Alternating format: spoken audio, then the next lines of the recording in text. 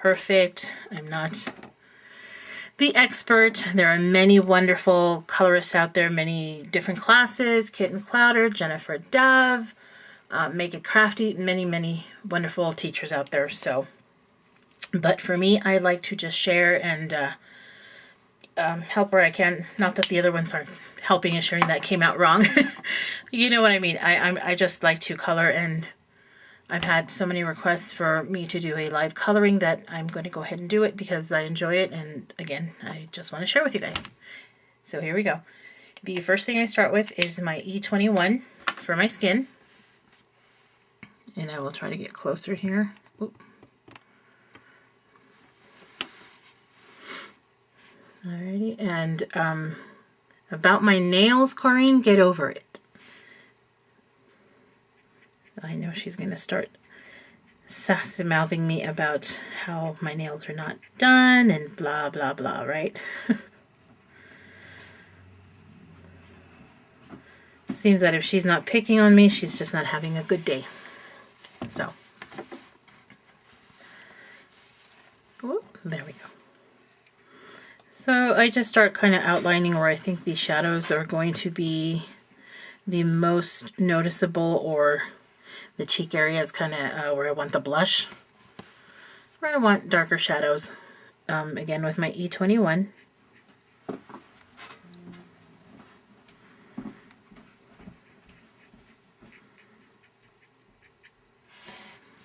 Okay. Luckily, I don't have a whole lot of skin to go over with her because I made her kind of Victorian, and back in those days, they covered up quite a bit.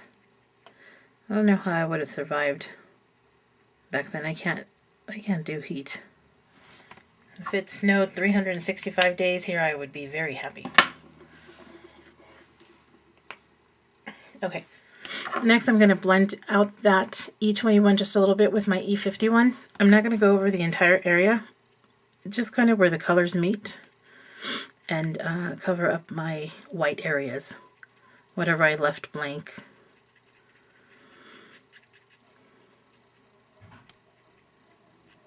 And I did end up coloring her eyebrows, and that's okay. We'll fix it in a few minutes.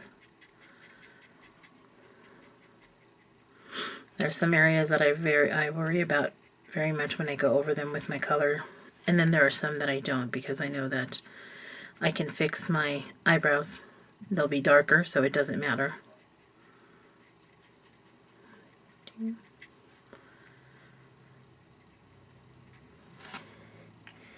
So now it's kind of looking flat again, and that's okay. So we're going to add more colors to there. I'm just going to take my colorless blender here and remove a little bit of that skin color that I got into her eyes, because it bugs me.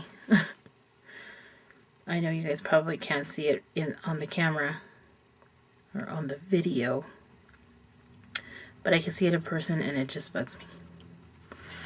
There we go. Okay. So it was E21, and then I applied E51 on most of the areas, but I didn't cover all of the E21 area. I'm going to go in with my E11 and just lightly bring out some of the cheek color.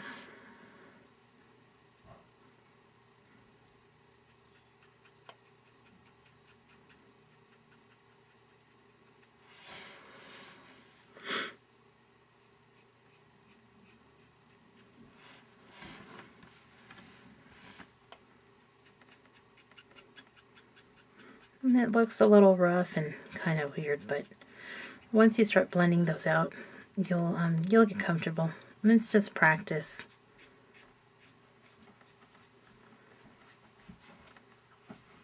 I wish I had some before and afters of my own work when I first started.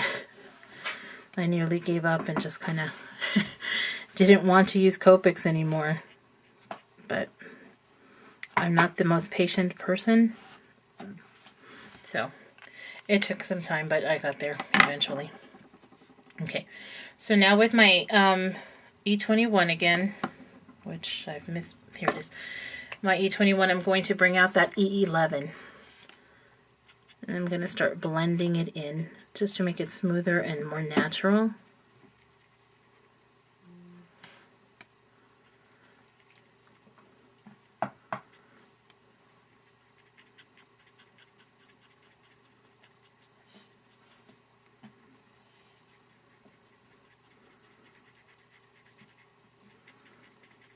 And I'm very heavy-handed with my markers and how much color and saturation I put into them.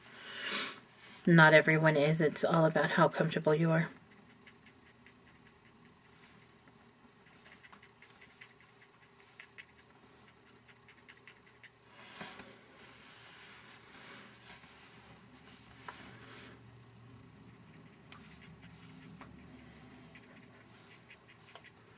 Okay. And I'm pretty happy with that now. She looks a little saturated and dark, but once it dries out, it will kind of blend really nicely, and you'll lose a lot of that really dark tones to make it look like her cheeks are really red. But if you still want to go over it again, I would suggest you go over the entire area with the E51 and just blend out those colors. Bring them together.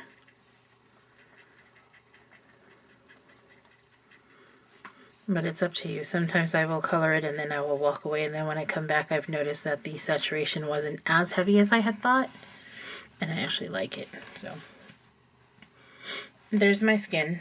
I do add a little bit of E04 to a few areas, like the nose bridge,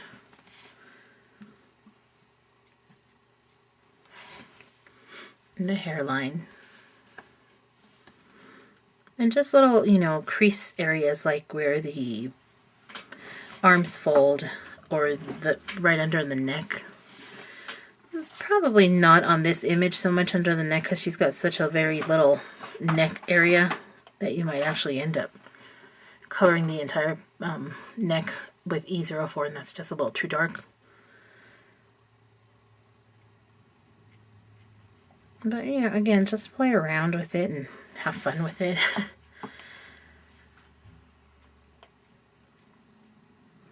What I do sometimes when I want to try a new technique, or I think I've learned a new technique, I will buy cheaper paper. I use the Copic Express It. It's my favorite just because it just seems to blend a lot better, and I have tried quite a bit of them. And while a lot of them are really good, this is the one that I like, and it's personal preference. But when I'm practicing new techniques or practicing what I'm going to show or teach, or, you know, I'm not teaching right now, and I've stopped the coloring guide, but I'm not going to stop giving tips, and I'm not going to stop, you know, doing this. So hopefully you guys can kind of pick up the basics. You know, pick up the basics and go from there and kind of create your own style. So where was I going with this? When I'm practicing, I will usually use Nina, which is a little bit less expensive. I found a ream of 50, I think, at Target for like $6, so that was kind of a really good buy. Okay, so that's my skin. She's all done. I'm going to go in and start the hair. And I'm going to start with, let me see, what do I want to make it? I'm going to start with E31. I'm going to give her like a brown, you know, brunette.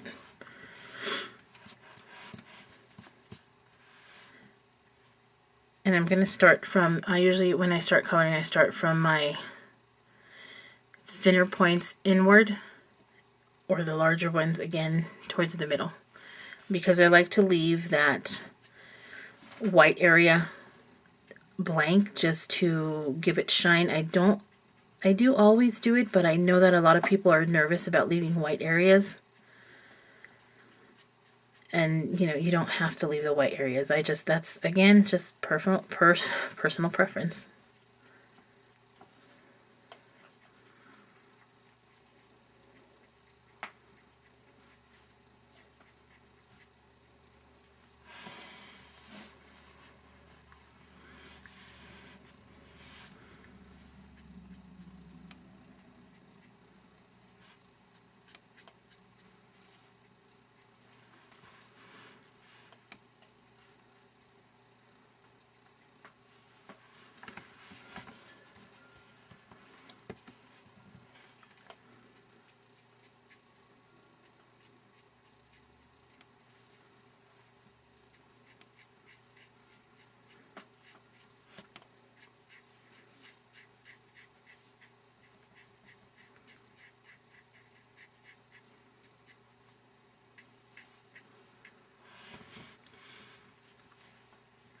trying to make sure that I don't cover up the areas I'm coloring with my big hands or with the marker itself. And I want to make sure that you guys can kind of see exactly what I'm doing.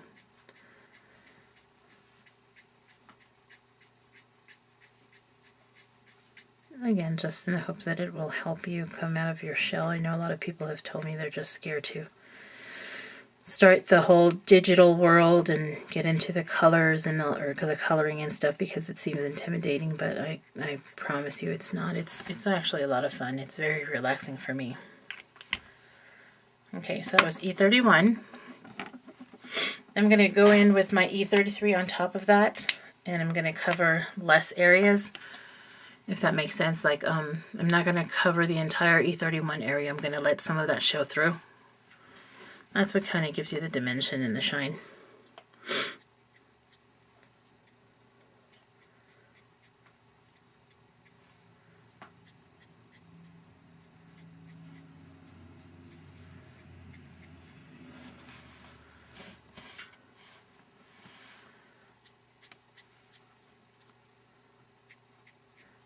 And I'm just a little shocked that I'm even coloring the hair right now. Usually I start with the skin and then I go to the clothes, and the hair is the last one that I actually do. But no, I guess I was kind of feeling adventurous today.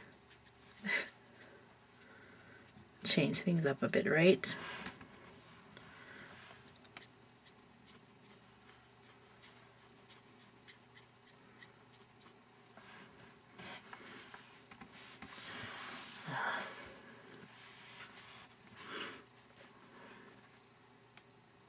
My most comfortable way to color too is to actually rotate, you know, the image towards me so that I'm constantly, what is the word, flicking toward me.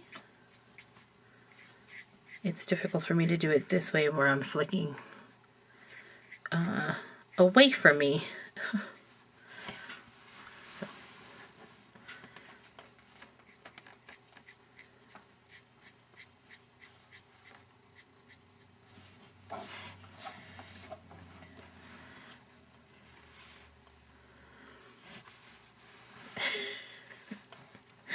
I'm sorry, I'm just moving it all over the place.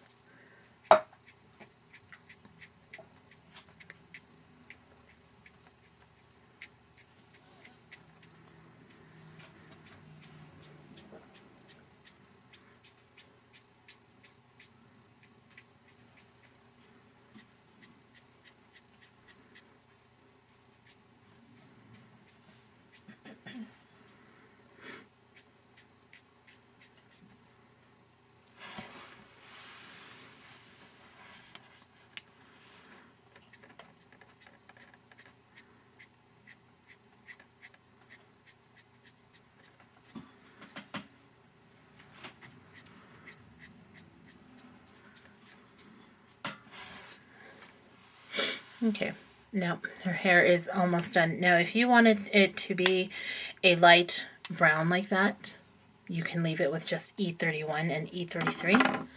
However, I want her to be a true brunette, so I'm going to go in with more colors. I'm going to add E35 next, which is going to make her hair a little bit darker.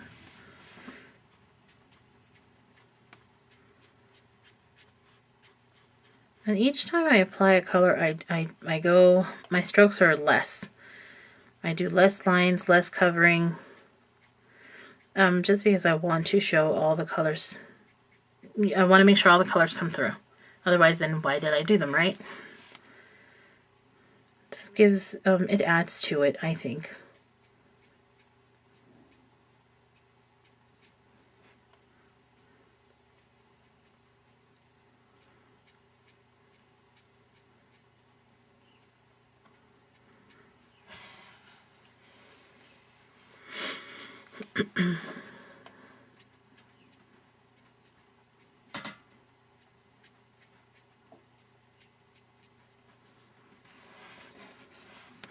Eventually, I know that a couple years ago, I think it was in 2012, maybe 2011, it could be 12. I was doing these constantly on YouTube, or sorry, Ustream, and I stopped doing them for a while. I tried doing the coloring guide. I thought maybe that would be best so that I don't have to sit there, so that no one has to sit there live. But I know that it has been missed, and I probably will go back to doing that. Again, just little coloring days here and there.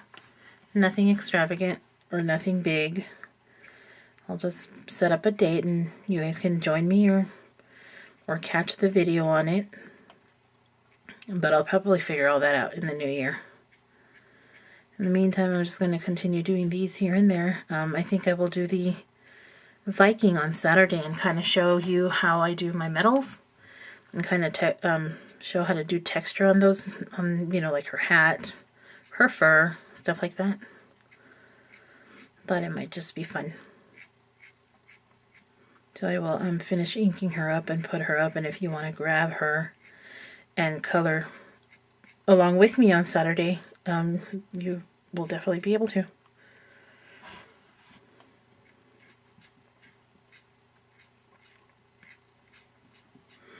And I will pre-record the coloring session so that I can actually sit and answer any questions when I put it up on the fan page.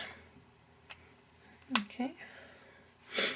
So that's done, and again, now she is a little bit more brunette, and again, I still want something a little bit darker, so I'm going to go in with my E27 and add a little bit more of a brunette tone, because this to me is still kind of a light brown.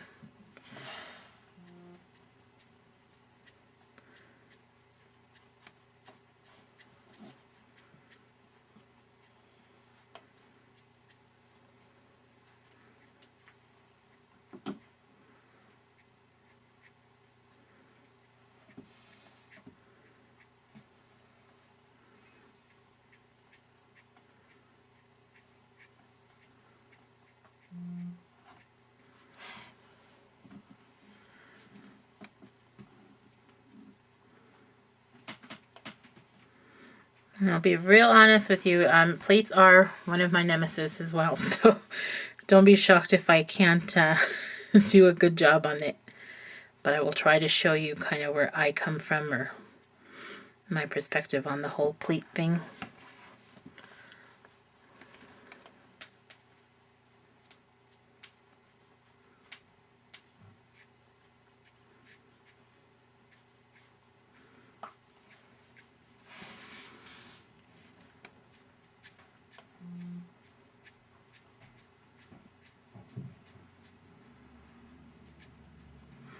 Now with my dark color, I start to kind of go over those white areas a little bit more, just so it doesn't look like a just big white blob.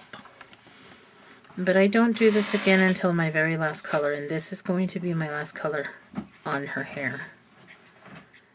You can still go, you know, deeper than that if you wanted to. Continue on and not make the E27 your last color. I would suggest E29. It would give it like a really dark, nice, rich, brownish, not black, but just really deep brown.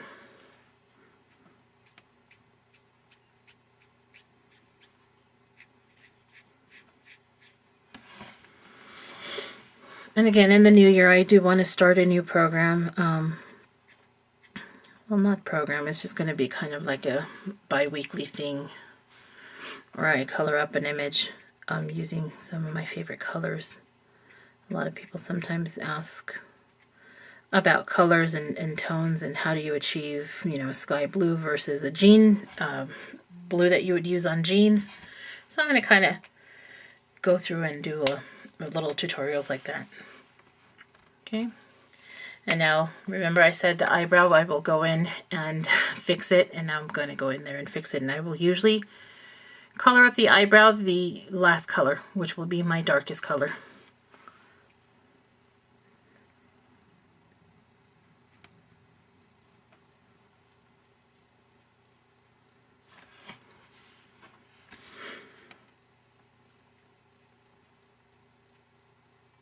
There you go. And that's our hair. Now I'm going to zoom out a little bit. That would be zooming in. Just so we can get a good picture of the dress so I can start the pleats. Let's see. That's the simplest way I can do this for you guys. I think I'm going to go with a white pleats or a white skirt. So with my C3, I'm going to start my pleats. And they don't have to be perfect. I'm usually very fast on my pleats because I don't take time to go over and make, you know, 100 little folds and pleats and stuff like that. Just because I'm lazy. Or not lazy, I just want to get it done and want to see it done. Then because usually I hardly have time to color. So I'm going to create a couple of lines here with my C3. You want to start from the edge and work your way upward or outward or downward. But I suggest you start from the edge, from the bottom line or the top line.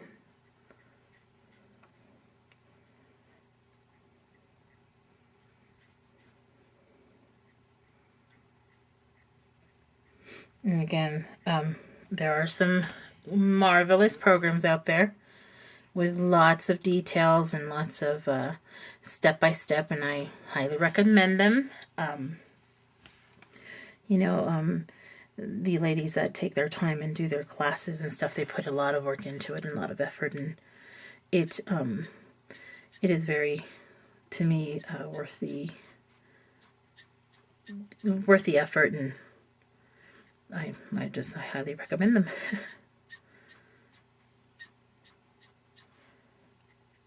Okay, here we go, a little bit more. Kind of call them V-lines or streaks. I don't know what to call them. They're pleats, right?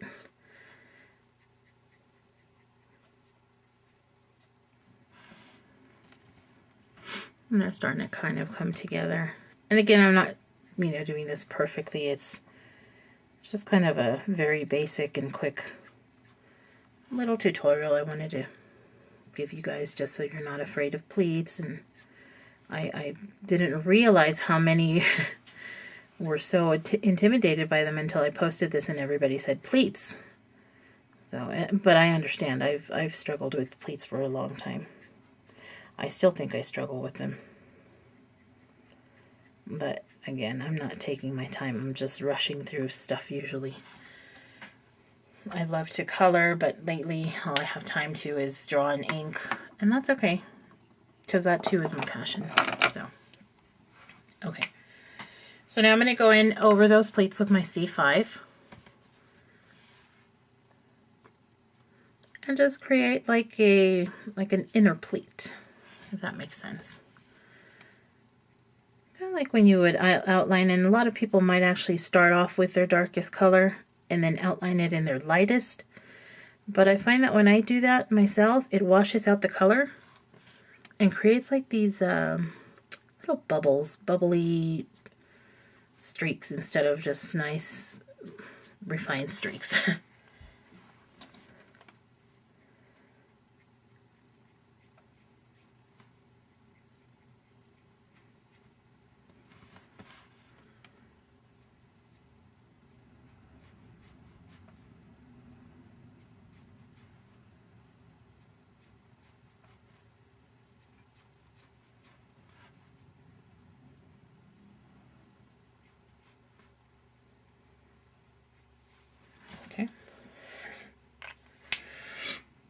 Okay, now I'm going to blend them out a little bit with my C1.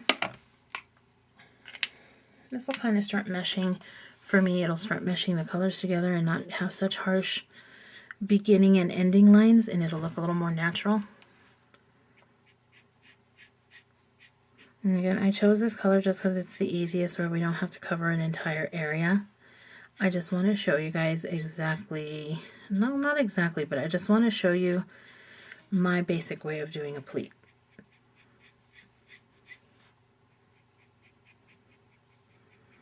And because I'm making her skirt white, it'll be a lot easier. It'll go a lot easier for me as well to color or finish coloring her up.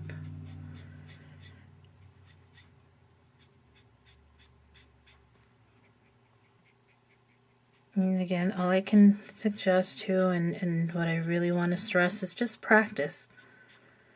Sit down and, I used to sit here and just kind of, when I wanted to do a pleat, I just kind of sit here and just kind of make some lines and see how it would go for me. I would make little V's like that.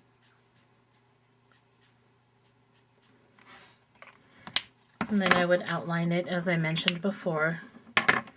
But I don't, when I would do that and outline it, it just seemed to wash away the color for me. So the pleat would kind of vanish.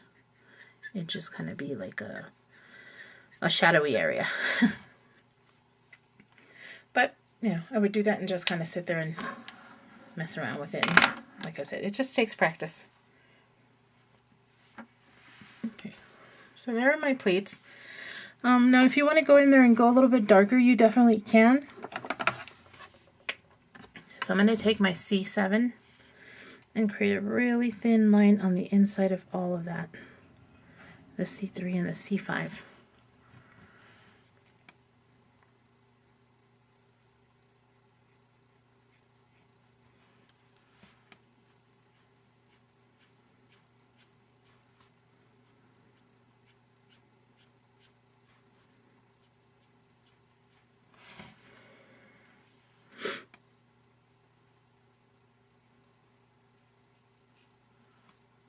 Really thin lines. Not really thin, but I'm not covering the entire C3 and C5 areas. I'm just kind of giving it dimension by giving it that last very heavy color.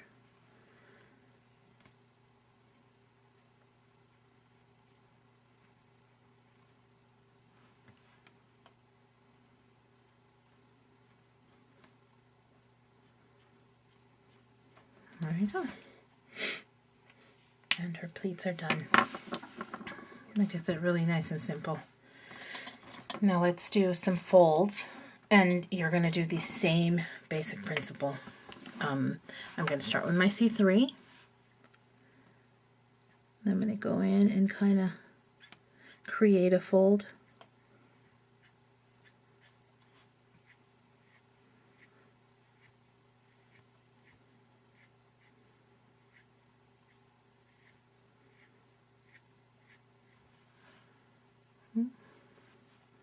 And this one I gave you guys a fold, so that should be a little bit easier. But you can create another one if you want. And just practice.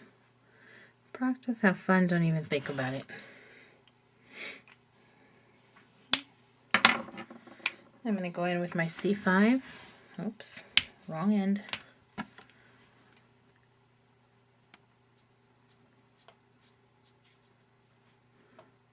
You want your strokes to be heavy at the beginning, and then they always lighten up at the end. And you achieve that just by lifting up towards the end more. You apply more pressure at the beginning, and as you go along, you are lifting your pen.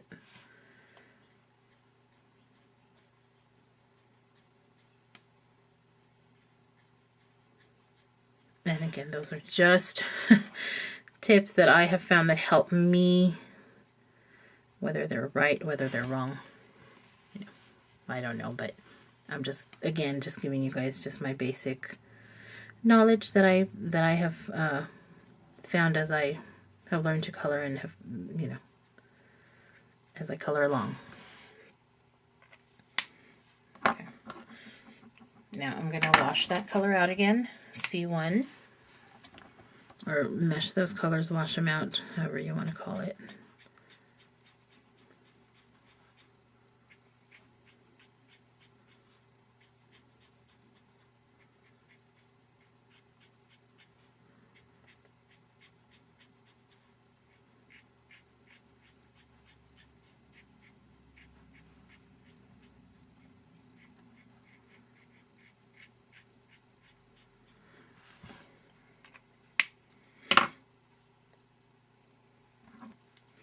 And I realize this is not the best image to create folds. Pleats, definitely, folds are a little bit harder on this one, but I will have to find one of my other images that we can go over folds, or maybe I'll have to create one eventually. Like I said, in the new year, I'll try to keep in mind what are the fun techniques to try and learn, or what people need the most help with, and you guys can always suggest it, and I'll work on it and create some images to help us all kind of go along in our coloring techniques.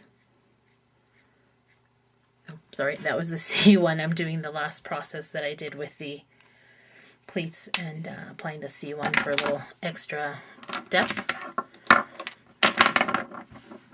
So there you have it. Those are my pleats. Let me see if I can get closer here. There we go. See how nice? They kind of, just lines, just streaks, just fun, right? So there we have it. Okay, I'll finish coloring her just for fun. Let's see, I'm gonna do my turkey with E23. I'm gonna start him with E23. I keep seeing little fuzzies somewhere, but I guess not. I guess it's just in the camera. I'm looking at the same time that I'm coloring. I'm looking up at the camera screen, or the little viewfinder, to make sure you guys can see what I'm doing. And I see fuzzies, and I keep trying to scratch them off. I just try to remove that.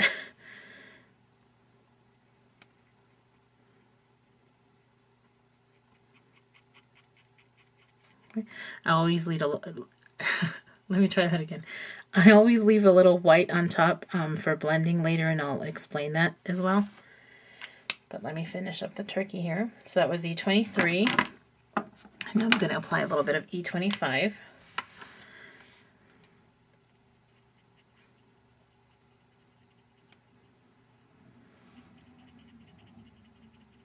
Sometimes those two colors kind of mesh together so well that you can't see a difference. So I'm going to go in with E27 as soon as I find it.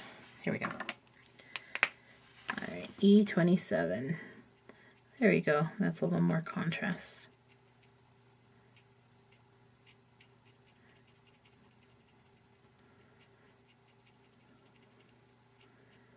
There we go.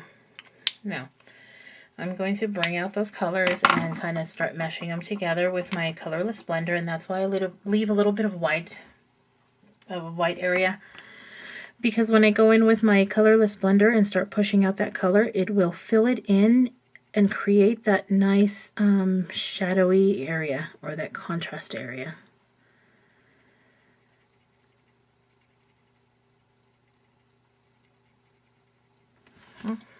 And there's the turkey.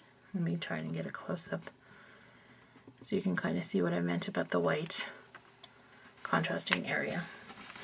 And see, and it kind of gave it some texture sometimes, and that's why I like the colorless blender so much, because it kind of creates a texture on your images.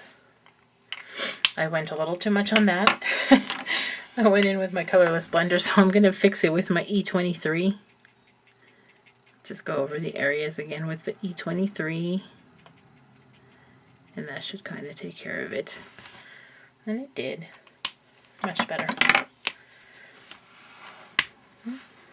And just because I'm very anal, I'm going to go in there and try to remove that area I went outside the line, even though it's going to be covered with another color. I know this. Just go with it. There you go.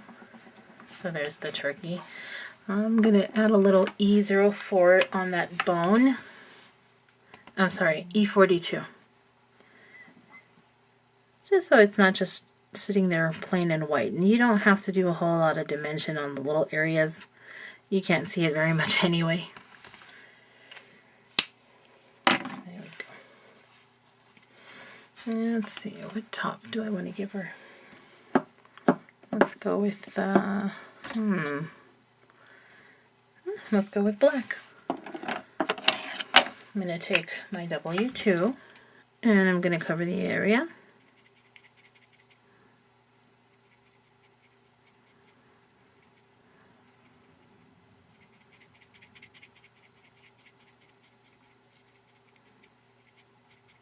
Again, this is such a small area that I kind of don't need to take a whole lot of time to cover it and yet still give it a little bit of dimension.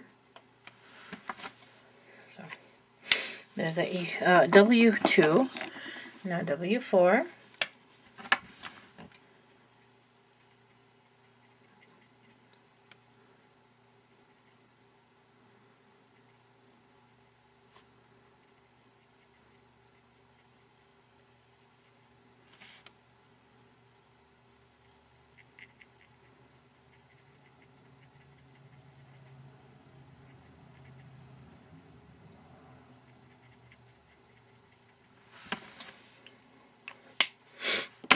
Next is W6.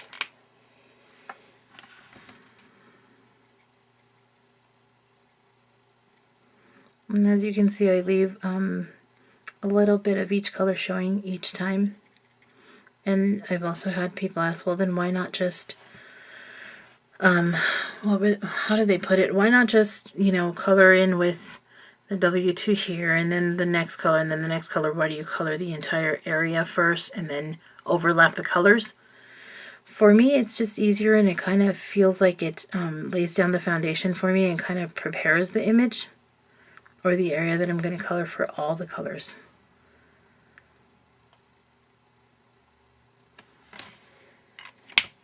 Okay, now I'm going to go back in with my W4. That last one was W6. I'm going to start meshing W4 and 6 together, but not the W2 yet.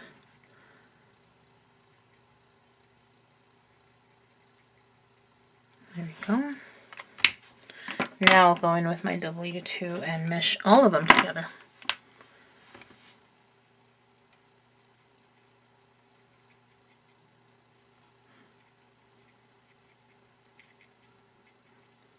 You know, it's really funny. I've been doing this since I was a little girl, because I used to have an elementary teacher that used to get so mad when I talk about streaks, when you would color, right, and then you'd want to apply another color. Let me see. That was C7. And then you have those harsh lines right there. They'd get so mad.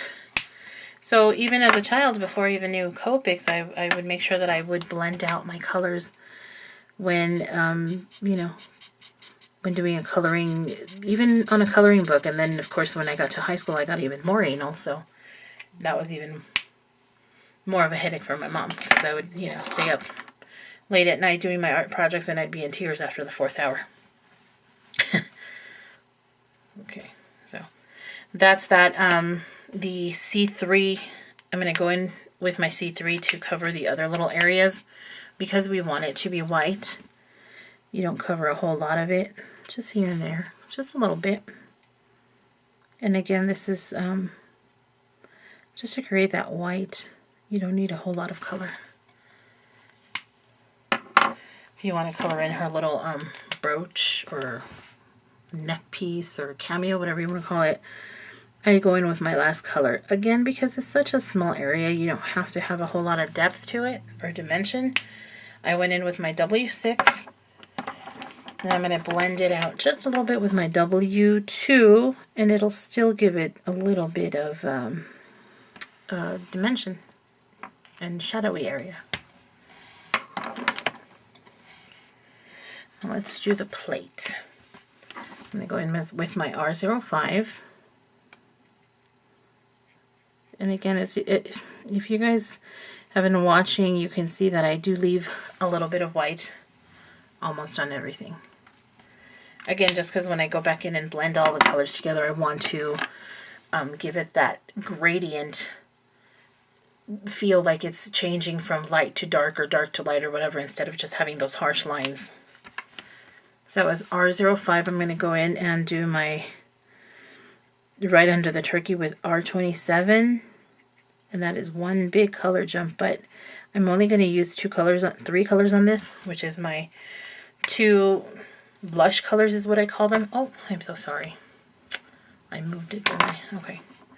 Well, basically I went over the right underneath the turkey area with my R27. Now I'm going to blend the R27 and the R05 with my R02. And again, bringing out those colors just to make it gradient at the end there and kind of make it look like it's supposed to be.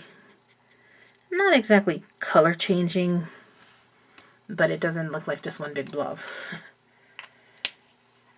Now, unfortunately, sometimes, many times, when I'm doing the videos, I'm trying to make sure that you guys can see everything, and I go outside the lines quite a bit. And that's what your handy little Copic, what is it? Copic white. Rusa, you had asked me about this, and so I'm finally getting around to it. I'm so sorry. It's got a very thin brush. So I like to use it on those little areas that I have messed up. Instead of having to start over again and do a whole new other, color a whole nother image when I'm almost done, I will go in there and just cover that little area very lightly. And heck, you probably won't even see this on the card, but again, I see it there and it bugs me, so I go in there with it. There you go. It's all gone. So that opaque white, I think, is a good bargain, or a good buy. Okay. I'm going to do her earring red as well. I'm going to do the same thing I did as before, R05, leaving just a little bit of white. R27.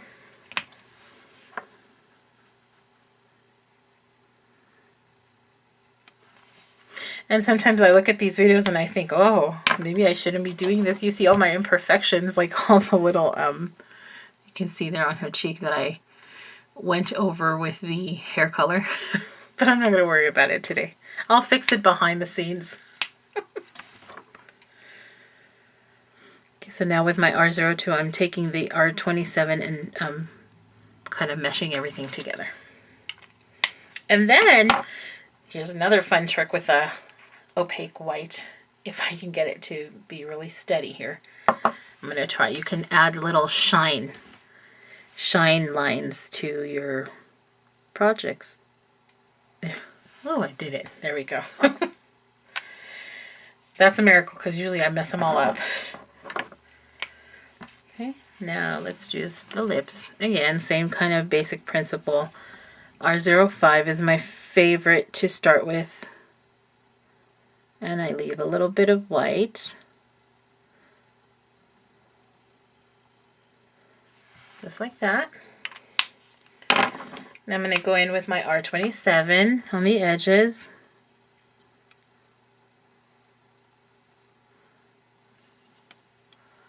Oh, I love how it looks on camera because it's so nice and big.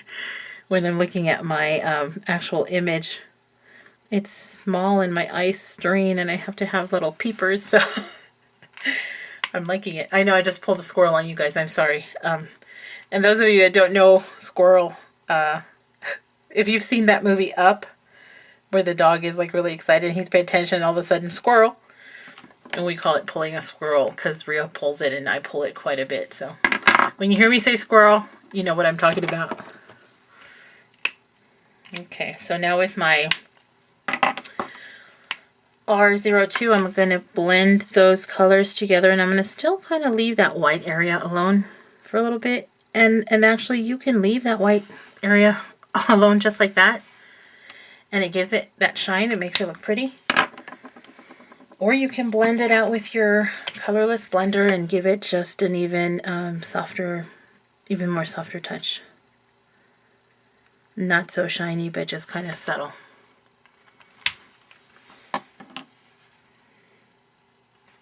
She is done. So now the eyes. Let's give her some green eyes. My favorite lime green combo is YG21. So I'm going to start with that. And I do the same kind of flicking as I do with the hair, leaving a little bit of white.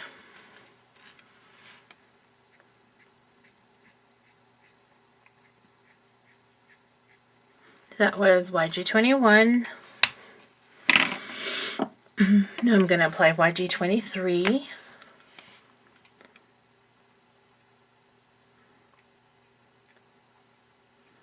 Again, I want to cover most of the YG21, but just leave a little bit still showing. Now YG25. There it is. Never lose your markers and you just have them and you swear, that's it, somebody took them. And nobody's been over and you haven't gone anywhere, but you're positive that it's just missing. But you're just not looking. I do that all the time. It drives me nuts. Now just a little bit of YG67 on the edges here.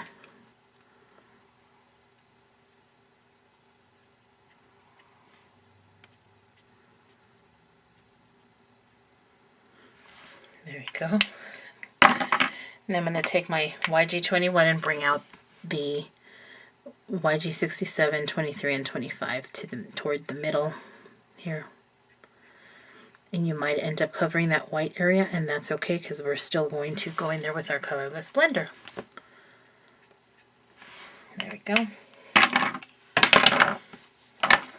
And I'm tossing Copics over here. Alright. So for my final touch on the eyes, I like to just kind of hit that area that I left white just a little bit with my colorless blender, and it just kind of gives it a little bit more of a shine. And that's it. Really, really simple. So there she is, all colored up. And I hope you guys enjoyed it. And like I said, this weekend I will be coloring up the Viking Betty. And again, I just hope you guys enjoyed it, and just trying to show you guys the basics.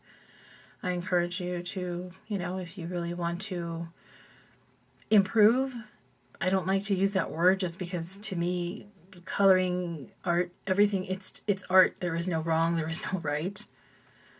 It's just meant to be fun.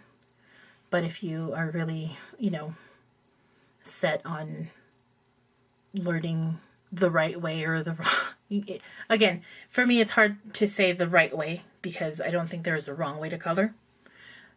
Where I'm going with is there's lots of wonderful colorists out there that are teaching. Again, I mentioned Kitten Clouder, Jennifer Dove, Make It Crafty, and if I've missed anybody, I'm very sorry. Suzanne Dean.